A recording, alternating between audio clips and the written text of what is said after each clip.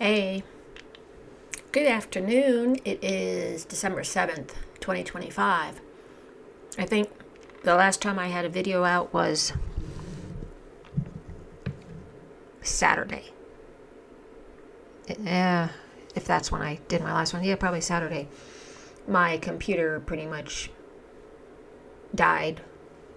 The screen went, and I had to spend hours at Apple Store yesterday trying to wait and get my data and all that moved over to my new computer. So an unexpected expense, but I'm back now, and I'm going to share some interesting information from former CIA analyst Larry Johnson in this talk with Judge Napolitano. Also, I want to warn you that I'm in the post-nasal drip season, and I probably will be until May. But I have a throat lozenge, so hopefully I won't be coughing all the time, which seems to be what's been going on in my past videos. And anyway, in any case, this is a discussion about the two terror attacks, quote unquote, on New Year's Eve, New Year's Day. And Larry shed some interesting light on some interesting information. And so I wanted to share that with you if you have not seen this. So we're going to start here and see what he has to say from his experience. My dear friend, you have written extensively on the FBI dropping the ball in a number of instances, the most recent of which has to do, it's rather startling, with the so-called suicide and explosion of a vehicle outside of the Trump International Hotel and Tower in Las Vegas, Nevada. What are the anomalies there? And what kind of nonsense does the FBI want us to believe? Well, I wouldn't even characterize. I did use the word anomaly in one of my pieces, but the reality is the FBI is lying, bald-faced lying, about how this individual died. They claim, and they said, it's backed up by a coroner, that the individual shot himself with a Desert Eagle. Desert Eagle shoots a 50 caliber bullet. It's a big bullet. That bullet is about the size of my middle finger, and it's literally about that long. Okay? It has enormous force. Anybody that's ever shot one of those handguns, it has an enormous recoil. So if you're trying to shoot, and they claim that this guy shot himself in the left side of the head, which means the gun should have fallen to the side, but they said they found it on the front seat, in the front floor. Well, that doesn't make sense, number one. But number two, we have the actual video. In the video, when you go frame by frame, you can see the moment that the explosion starts. And we're told that he died before the car exploded.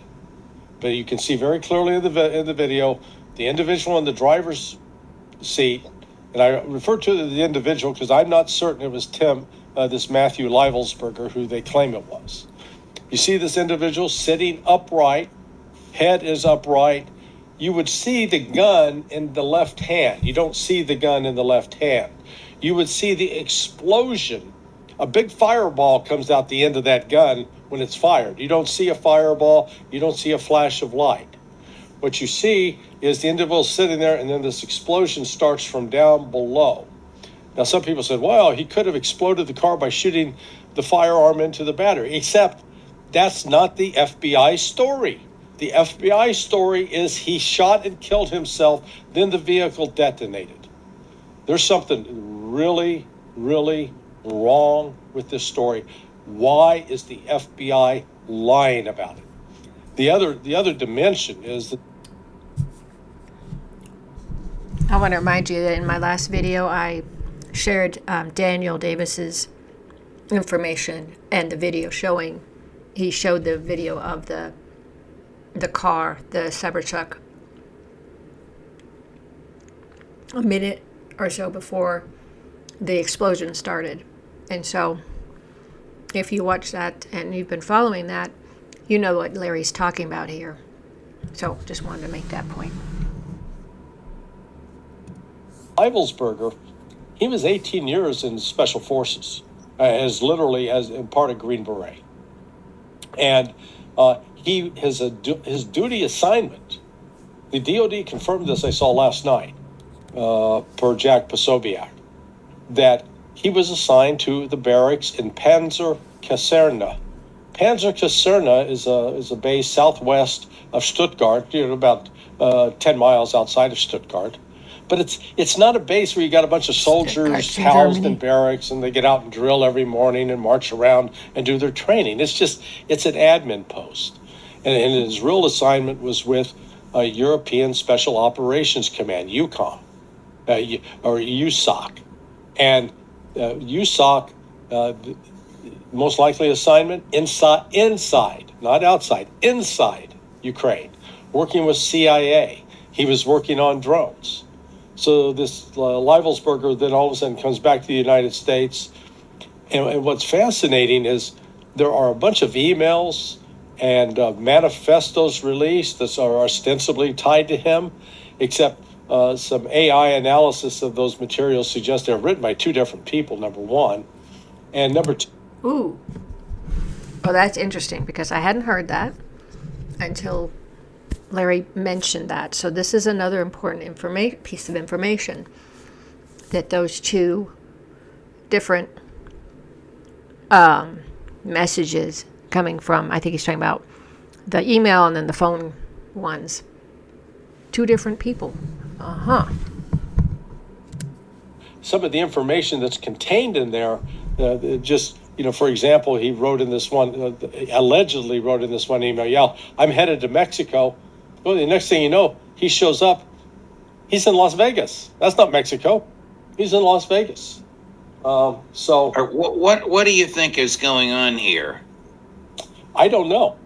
I would say there's some sort of psychological operation underway.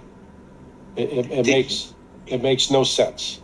Did he have knowledge, or did he express opinions about the drones that have been all over New Jersey in the past month? Yeah, that was contained in this message, and he also in that message indicated that it was either Chinese, that they were Chinese drones, and that's what I'm saying. This may be part of a psychological operation, a message designed to create some anti-Chinese animus, because he talked about anti-gravitational propulsion systems.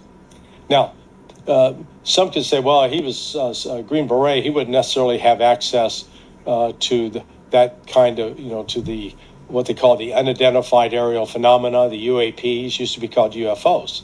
However, there are, my understanding is there are special operations teams, and a Green Beret could be part of that if there is a suspected UAP that's fallen to the ground and needs to be recovered, that you would have a special military unit go out and do that recovery.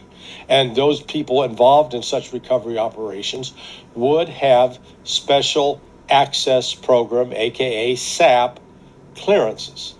So it's possible he was involved with that. We don't know. The one email message sent out claimed that he held TSSCI, unacknowledged special access program clearance for the unidentified aerial phenomena. Maybe true, maybe not. That's why I said there is so much misinformation. And look, the FBI, initially they came out, the report from the government. This wasn't a report from social media. Government said, oh yeah, we tested his DNA and the DNA didn't match his son. And therefore, he was upset that his wife had slept around. Well, wait a second. By virtue of his position with it as a Green Beret, the Army already has his DNA. Because, if he gets blown up on the battlefield, they want to make sure that the pieces they recover belong to him. So Why do they need to check his son's DNA to find out if it's him? Find out, check your own damn DNA base and say, yeah, it's him or it's not him. Okay, again, this is another important thing that he's telling us. This information about his DNA. That is weird. Why are they trying to get his son's DNA when they can just get his own from the military?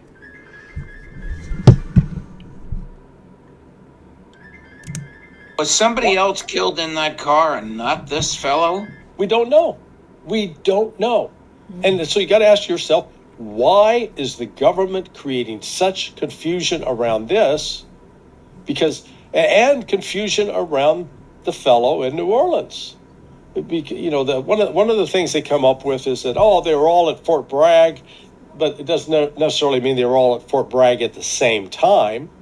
Hell, I was at Fort Bragg while some of them were there probably, because it's a big base.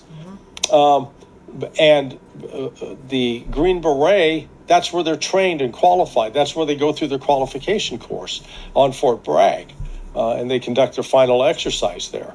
Whereas this guy Jabbar, he was an admin weenie. No disrespect to people who just do admin in the military, but he was not a fighter. And yet, when you get down and start looking at all the details about these events, it's Jabbar, who has zero experience building explosives, builds 2 improvised explosive devices that have sophisticated remote detonation capabilities, and the 18-year military vet who's actually been trained to build sophisticated explosives has a clown car arrangement of fuel cans and fireworks in the back of his Tesla Cybertruck. Another good point here. That it's flipped. The person that knows about all on how to make explosives has elementary things in his car that, clown cars he called it.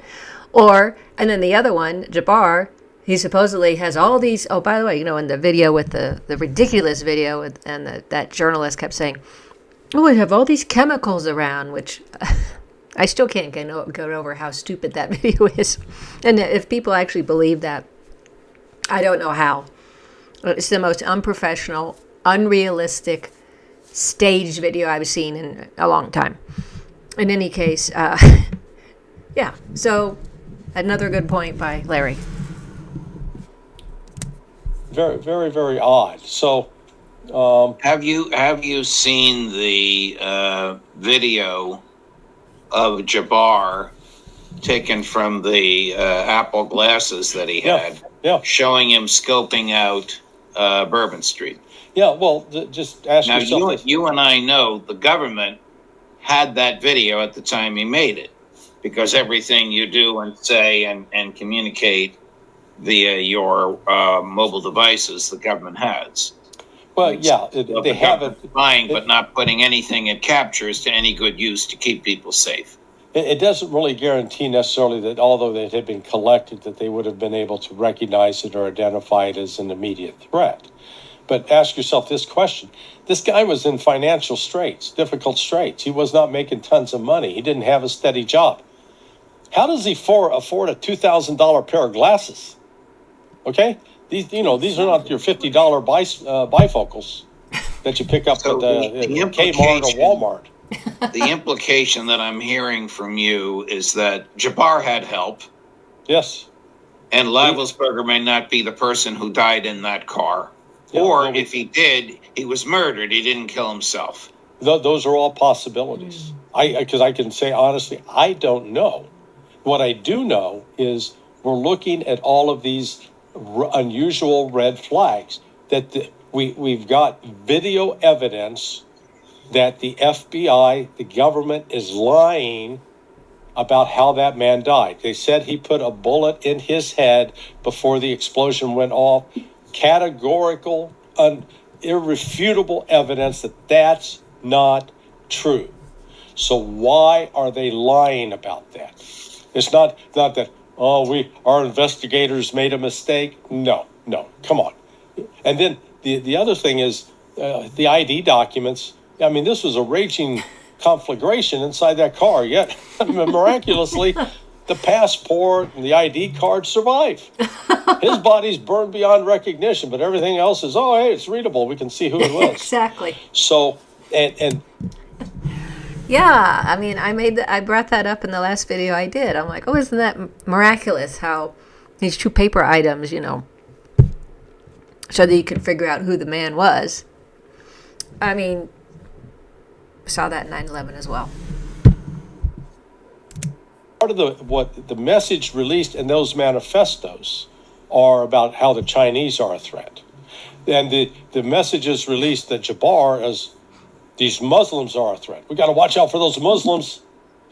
And at the same time, Judge, 2 weeks ago, the State Department, my old office, who had issued a $10 million bounty on the former senior commander of ISIS that had connections with Al-Qaeda, which were claiming that, this guy swore allegiance to ISIS.